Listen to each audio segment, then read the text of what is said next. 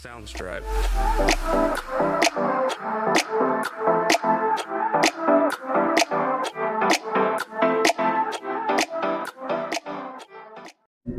Selamat pagi, Assalamualaikum warahmatullahi wabarakatuh. Salam sejahtera bagi kita semua. Saya Dr. Indira Dewi Hastiningsih, MDiO Meta AM. Saya mengajar mata kuliah semester 2 dengan hormon dan proses penuaan kulit pada Prodi Magister Penuaan Kulit dan Estetika. Pada perkuliahan dilakukan secara hybrid, yaitu dengan luring dan daring. Deskripsi mata kuliah yaitu peranan hormon dalam proses penuaan, anti penuaan, dan penuaan kulit, di mana penggunaan hormonal sebagai salah satu strategi dalam mencegah memperlambat proses penuaan. Pembahasan mata kuliah ini dimulai dari fisiologi, mekanisme kerja hormon, indikasi, kontraindikasi, dan dosis penggunaan hormonal dalam terapi anti-aging dan hubungannya dengan penuaan kulit. Capaian pembelajaran lulusan atau CPL terdapat 5 poin. CPL 1 yaitu mampu mengembangkan pengetahuan dalam bidang ilmu biomedik yang berkaitan dengan hormon dihubungkan dengan proses penuaan, anti penuaan, dan penuaan kulit, serta mengaplikasikannya melalui riset sehingga menciptakan konsep desain dan atau karya inovatif. CPL 2 yaitu mampu memecahkan masalah pada proses penuaan dan penuaan kulit melalui pendekatan inter dan multidisipliner. CPL 3 mampu mengembangkan hasil penelitian menjadi dasar pelayanan berkualitas, khususnya dalam pemanfaatan bahan alam, modalitas estetika, dan bahan biomedis pada proses penuaan, anti penuaan, dan penuaan kulit. CPL 4 mampu mengelola riset dan pengembangan yang bermanfaat bagi masyarakat secara mandiri serta mendapatkan pengakuan dari nasional atau internasional. CPL 5 mampu mengembangkan entrepreneurship dalam bidang bisnis anti penuaan, penuaan kulit, dan estetika melalui pemanfaatan teknologi informatika. Capaian pembelajaran mata kuliah atau CPMK, setelah menyelesaikan mata kuliah ini, mahasiswa diharapkan mampu 1. Memahami fisiologi, mekanisme kerja, indikasi, kontraindikasi, dan dosis terapi hormonal sebagai anti penuaan. 2. Menerapkan dan menelaah peran hormonal dalam proses penuaan dan penuaan kulit. 3. Menganalisa mekanisme kerja hormonal terapi dalam mencegah, memperlambat penuaan kulit, serta mekanisme senyawa alami yang dapat mempengaruhi kadar hormon dalam mencegah proses penuaan dan penuaan kulit. Bobot penilaian mahasiswa akan dinilai kehadirannya yaitu sebanyak 10%, tugas 10%, partisipasi dalam kelas 10%, ujian tengah semester 30%, ujian akhir semester atau UAS yaitu 30%, dan diskusi 10%, dengan total nilai akhir 100%. Selamat pagi, Assalamualaikum warahmatullahi wabarakatuh. Salam sejahtera buat kita semua, salam sehat semuanya. Kita offline di sini, biasanya daring, luring ya. Sekarang offline. Ini saya mau membawakan hormon prolaktin. Ada yang tahu ya prolaktin untuk apa? Hormon ASI ya, untuk memproduksi air susu ibu. Nah, pendahuluan prolaktin tuh bukan cuma di ibu aja, laki-laki, perempuan aja, tapi laki-laki pun juga ada. Pada laki-laki sebenarnya dia sangat penting, krusial juga, karena dia untuk memproduksi sperma. Sedangkan pada perempuan juga untuk memproduksi air susu ibu. Dan kalau kelebihan atau kekurangan daripada hormon prolaktin seperti hormon-hormon lainnya pastinya akan mengakibatkan terjadinya gangguan kesehatannya. Nah, prolaktin itu diproduksi oleh hormon pituitari. Artinya di dalam hormon pituitari, di glandula pituitari tersebut ada reseptornya. Reseptor bukan cuma di kelenjar pituitari atau di hipofisis anterior saja, tapi ternyata ada di uterus, ada di brain, ada di breast, ada di skin, ada di fat tissue, dan di sel imun. Jadi ternyata prolaktin ada di semua reseptornya, ada di jaringan-jaringan ini. Prolaktin itu diatur oleh dopamin sama estrogen. Dopamin yang dikeluarkan oleh neuron dari tuberoinfundibular dopaminergic. Dan kedua dari dopamin dan estrogen itu dapat menghambat ataupun menstimulasi keluarnya si prolaktin. Lalu prolaktin sendiri juga berperan sangat signifikan pada laki-laki dan perempuan. Dan ini adalah gambar anatomi daripada hormon hipofisis anterior. Ini hipofisis anterior, di mana kita tahu dia menghasilkan ada 7 hormon yang dikeluarkan dari sini, dan hipofisis posterior. Prolaktin salah satu ada di hipofisis anterior. Lalu prolaktin strukturnya itu mengandung 199 asam amino, pasangan asam amino dengan berat 23.000 Dalton. Dia disintesis oleh sel acidofil laktotropik yang ada di kelenjar pituitary. Lalu prolaktin sendiri itu selain menstimulasi air susu, ternyata selama kehamilan prolaktin itu juga disekresi dalam jumlah banyak dan dipengaruhi oleh banyak hormon, yaitu estrogen, progesteron, human placental lactogen, dan juga kortisol, untuk menstimulasi juga perkembangan dari kelenjar payudara itu sendiri. Setelah dia persalinan, estrogen, progesteron turun kadarnya, sehingga prolaktin naik, sehingga air susu bisa keluar. Lalu prolaktin juga dia akan meningkat, kadar prolaktin itu pada fetus dan bayi yang baru lahir dalam awal-awal bulan pertama di kehidupannya mereka. Jadi pada prolaktin, jangan kaget, prolaktin itu tinggi di awal-awal bulan kehidupan mereka pada bayi-bayi baru lahir. Jadi prolaktin selain dia ada di air susu, dia memproduksi jadi untuk laktasi, dia juga untuk membantu perkembangan daripada kelenjar daripada payudara, juga untuk peranan pada siklus menstruasi, juga berperanan pada sistem imun dan reproduksi, juga metabolisme. Prolaktin juga kadarnya akan meningkat secara natural pada saat pretensi dan juga pada menyusui ya. Pada laki-laki, prolaktin dia untuk memproduksi sperma. Jadi kalau mau melihat misalnya pasien datang dengan pengen punya anak, salah satu selain testosteron yang diperiksa, juga prolaktinnya diperiksa, LH juga diperiksa ya, LVSH juga diperiksa.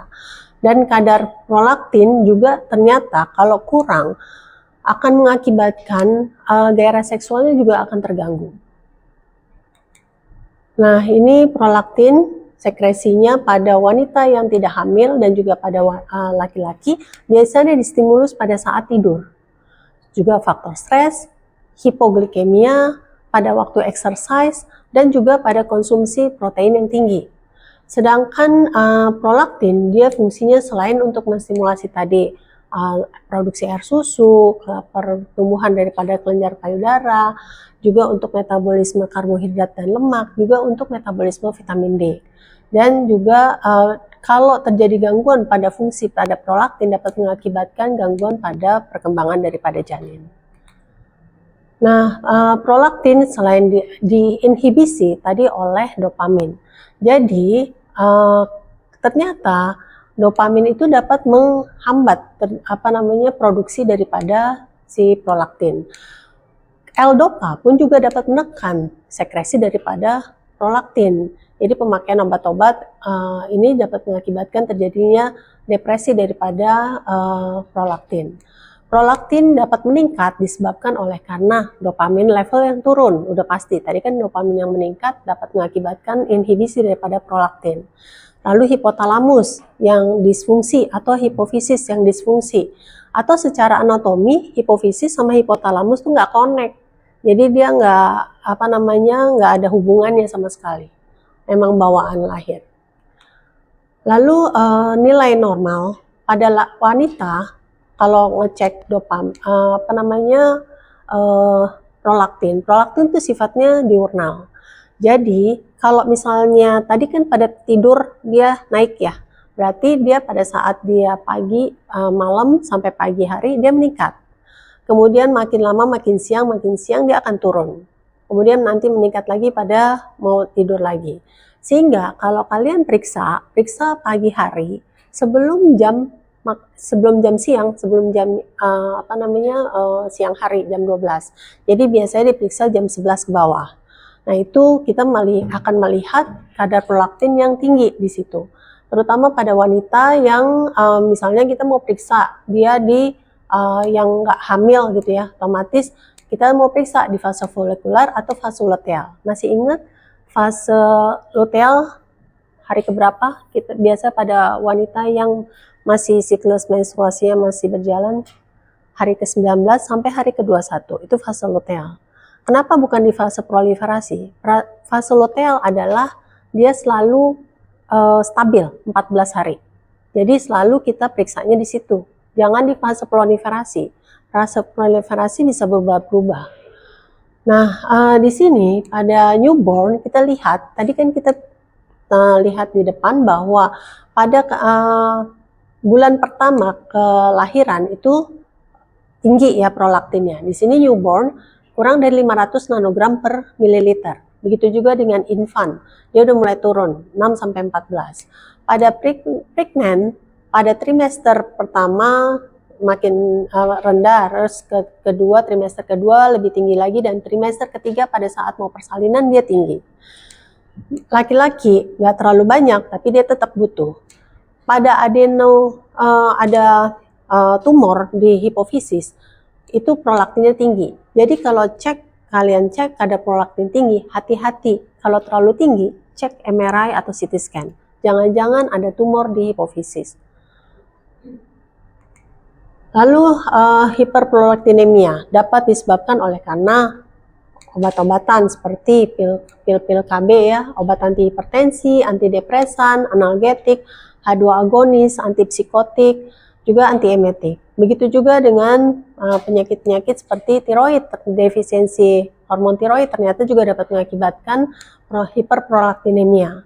Juga CKD, chronic kidney disease, Cushing syndrome, cirrhosis, akromegali, dan anoreksia nefrosa.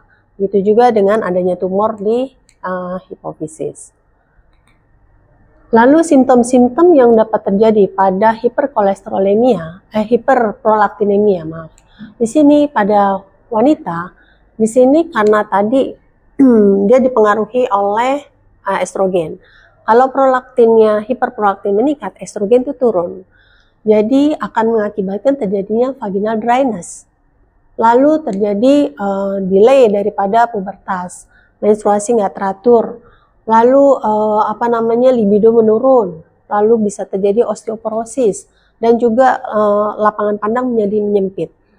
Begitu juga dengan yang laki-laki, terjadi lapangan pandang menyempit, terus sakit kepala, massa ototnya berkurang karena testosteron juga menurun. Lalu osteoporosis, juga decrease libido dan impotensi. Nah, ini treatment-treatmentnya otomatis kalau ada tumor ya di remove ya tumornya ya. Kalau dia masalahnya ada tiroid ya tiroidnya diperbaiki. Lalu kalau misalnya karena obat-obatan yang dapat mengakibatkan prolaktinnya tinggi, ya obat-obatnya di-adjust lagi dosisnya. Komplikasinya otomatis karena dia ada tumor, tergantung size-nya. Kalau size-nya besar dapat mengakibatkan karena lapangan pandangnya makin lama makin mengecil, dapat mengakibatkan kebutaan.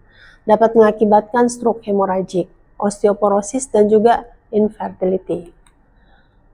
Hipoprolaktinemia itu lebih jarang daripada hiperprolaktinemia, tapi ada aja bisa.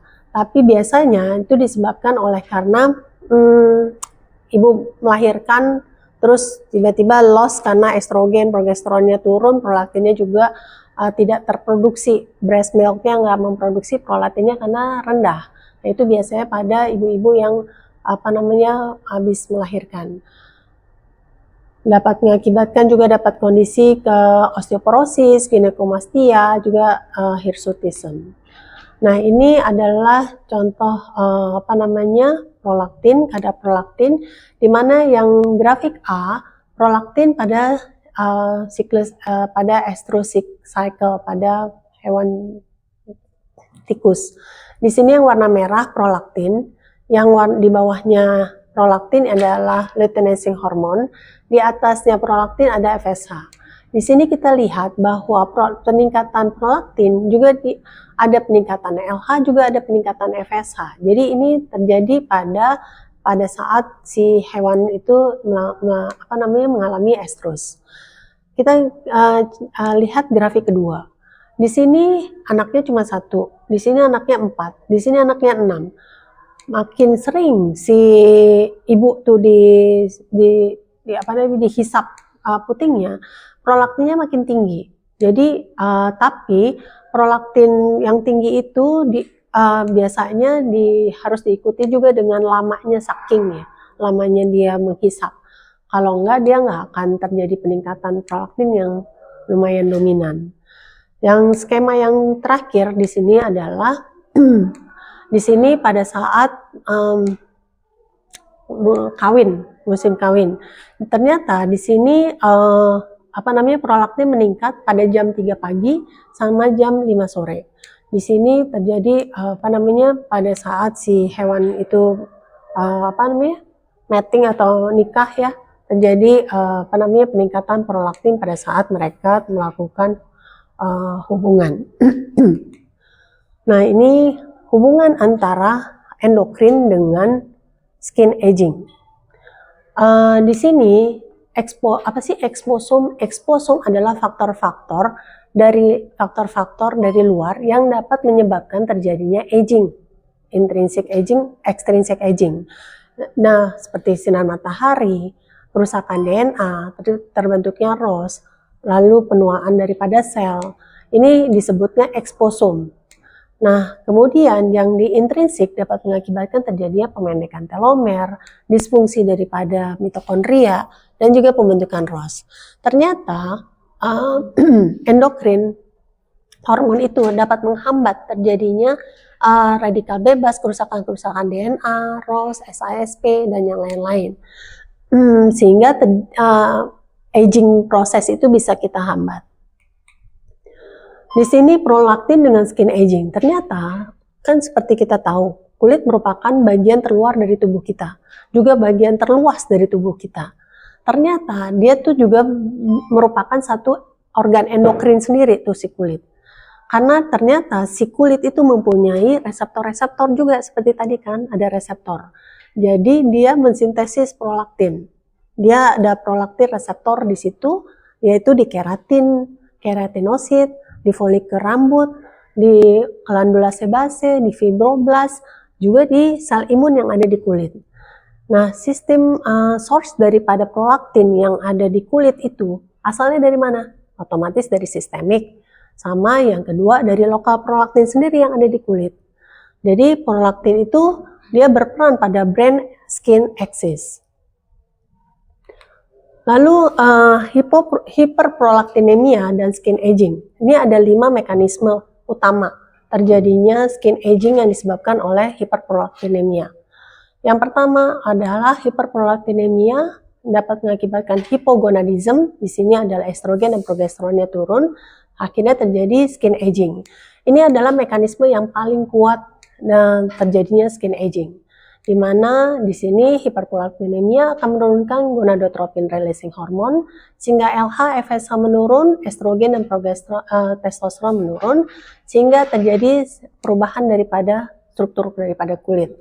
Di sini kolagennya menurun, elastin menurun, skin hydrationnya menurun, sintesis hyaluronic acidnya menurun, perlambatan daripada penyembuhan luka, terus kulitnya menjadi tipis dan terjadi peningkatan dari wrinkle. Yang kedua, mekanisme kedua yaitu prolaktin dan dermal fibroblast. Di sini fibroblast kan tadi merupakan ada reseptor prolaktin ya di situ. Dia akan mengaktifkan JAK2, STAT2, MAPK dan P13K. Sehingga efeknya akan mengakibatkan proliferasi fibroblast, terjadi diferensiasi fibroblast, sintesis matriks seluler dan remodeling jaringan. Tapi evidence klinisnya tuh nggak ada, belum ada. Lebih banyak yang eksperimental. Jadi ternyata untuk yang mekanisme prolaktin dengan dermal fibroblast ini belum ada clinical trialnya. Jadi mungkin para sejawat di sini ada yang mau penelitian untuk berikutnya, silahkan. Lalu prolaktin dengan inflammaging. Ini juga merupakan satu mekanisme yang kuat. Karena prolaktin sendiri dia merupakan satu hormon, tapi di situ juga dia sebagai sitokin. Prolaktin dapat meningkatkan aktivitas daripada limfosit T, limfosit B, makrofag dengan dendritic cell. Terjadinya peningkatan daripada sitokin-sitokin ini dapat mengakibatkan terjadinya inflammaging. Inflammaging akhirnya terjadi SASP, senescence associated secretory phenotype. Lalu terjadi peningkatan dari matriks metaloprotein, terjadi degradasi kolagen, akhirnya terjadi skin aging. Ini juga kuat. Lalu berikutnya, ini prolaktin dengan penyembuhan luka. Ini juga salah satu surprise-nya, ternyata diteliti secara eksperimental, prolaktin itu ternyata dapat menginhibisi, ternyata menghambat reepitelisasi, menurunkan mitokondria, aktivitas mitokondria di keratinosit, meningkatkan diferensiasi daripada keratinosit. Tapi ini diteliti pada human skin model ex vivo. Ternyata dia dapat memperlambat terjadinya regenerasi. Nah, indikasi daripada hiperprolaktinemia itu mempunyai gambaran seperti kulit yang udah tua. Jadi ternyata pada seperti karakteristik seperti pada kulit tua. Tapi ini pun clinical evidence-nya masih terbatas. Lalu ada mekanisme yang terakhir adalah brain skin axis, di mana prolaktin merupakan hormon stres, di mana faktor stres yang berkepanjangan dapat memicu corticotropic releasing hormone meningkat, adenocorticotropic hormon meningkat, kortisol meningkat, prolaktin meningkat, terjadi aktivasi dari sistem imun di kulit, akhirnya terjadi inflamasi dan terjadinya skin aging. Ini kira-kira apa yang kemungkinan bisa terjadi?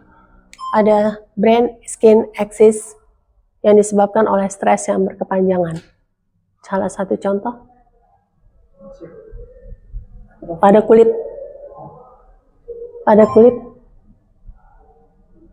Oke. Lanjut ya.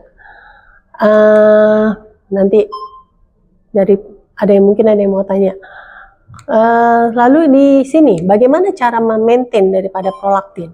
Konsumsi banyak nutrisi, yaitu banyak sayur sama buah-buahan.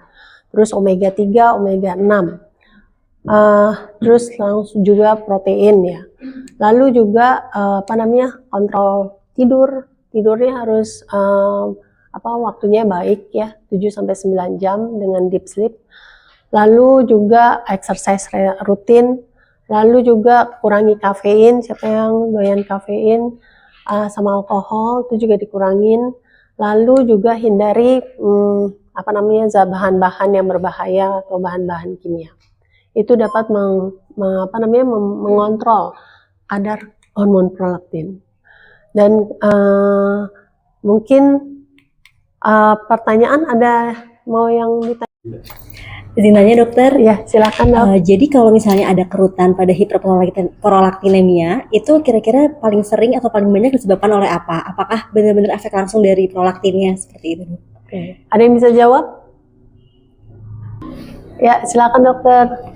Baik dok, izin menjawab. Jadi efeknya tidak secara langsung dari prolaktinnya, tetapi dari defisiensi baik estrogen maupun testosteron sekunder, di mana hiperprolaktinemia itu akan menghambat dari gonadotropin, releasing hormone, kemudian menurunkan dari LH dan juga FSH, lalu akan berdampak pada penurunan dari estrogen pada wanita ataupun testosteron pada pria, yang nanti akan berdampak pada kulit, di mana untuk reaksi pada kulitnya itu sendiri akan menurunkan kolagen, elastin, kemudian produksi dari asam hyaluronat, lalu kemudian hidrasi kulit yang menurun, penyembuhan luka yang melambat, lalu kemudian kulitnya menjadi tipis dan juga kerutan menjadi meningkat.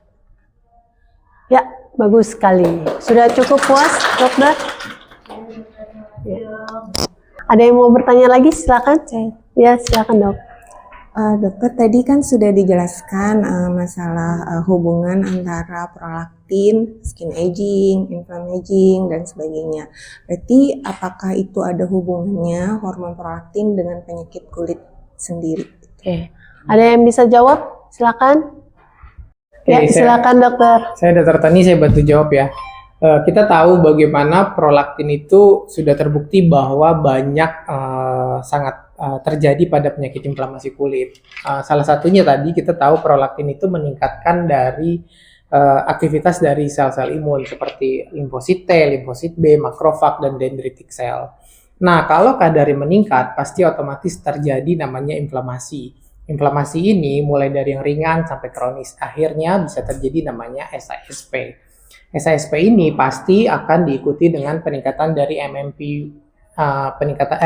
peningkatan dari MMP. Nah, MMP ini kita tahu dia bisa bikin degradasi dari kolagennya. Kolagen yang rusak, yang hancur ini pasti menjadi salah satu tanda atau terjadinya skin aging atau tanda penuaan pada kulit. Pada dasarnya, hyperprolaktemia ini atau peningkatan sinyal prolaktin ini dilaporkan bahwa sudah banyak terjadi pada beberapa kasus. Salah satunya itu pada jerawat, psoriasis, urtikaria, systemic sclerosis, dan beberapa gangguan folikel rambut. Ya, bagus dok. Jawabannya sangat lengkap, komprehensif. Ya, mungkin saya sampaikan ya dari perkuliahan hari ini bahwa prolaktin ada di dalam tubuh laki-laki dan perempuan dan sangat penting untuk kesehatan kita, juga untuk fertilitas daripada manusia ya. Pada wanita, di mana prolaktin itu secara natural dia akan meningkat pada saat dia breastfeeding sama pregnancy. Sedangkan pada wanita yang tidak hamil, dia akan natural juga akan meningkat kalau dia mengalami kondisi-kondisi tertentu. Dan pada laki-laki, peningkatan prolaktin dapat mengakibatkan terjadinya hati-hati, dapat mengakibatkan terjadinya fertility dan juga gangguan daripada gairah seksual. Jadi, hubungannya dengan anti-aging medicine seperti yang kita sedang pelajari sekarang ini, prolaktin apakah dia merupakan satu marker yang harus rutin diperiksa? Enggak. Karena itu harus ditandai dengan simptom yang lain seperti ada hiperprolaktin dengan skin aging dibantu dikombinasi dengan amenoru, dengan siklus menstruasi yang tidak teratur, atau galaktiru, ada infertility, ada gangguan libido, disfungsi ereksi, terus osteoporosis early ya, lalu hipogonadism dan juga curiga ada suspek ada tumor. Baru itu boleh dilakukan prolaktin, pemeriksaan prolaktin. Tapi kalau cuma skin aging aja nggak usah. Mungkin sekian, terima kasih. Assalamualaikum warahmatullahi wabarakatuh. Selamat pagi, selamat beraktivitas.